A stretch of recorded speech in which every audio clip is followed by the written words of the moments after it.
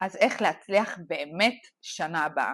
אז יש לכם את החופש הגדול, הזדמנות פז לנצל כדי להצליח שנה הבאה. יש לכם 3 דרכים מאוד משמעותיות ומאוד חשובות להצליח שנה הבאה.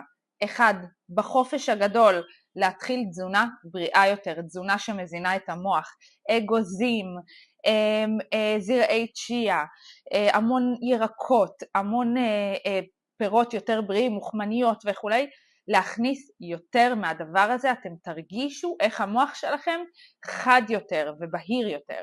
2, הטיפ השני שלי הוא להכניס תנועה, כושר, ליום יום שלכם. יש לכם עכשיו זמן, הזמן הזה הוא בידיים שלכם, הלימודים לא מבזבזים לכם זמן, חברים, אלא זה ממש נתון בידיים שלכם.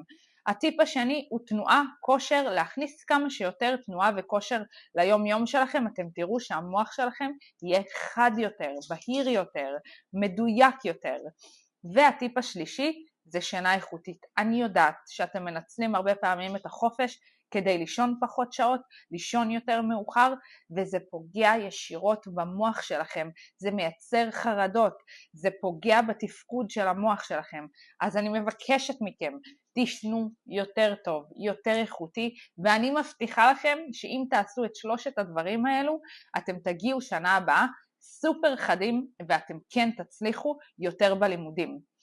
אז בבקשה מכם, תנצלו את הטיפים האלה, ואם אתם רוצים את כל הטיפים כתובים, תכתבו לי כאן טיפים מתחת לסרטון ואשלח לכם מיד. אז שיהיה לכם מלא מלא בהצלחה.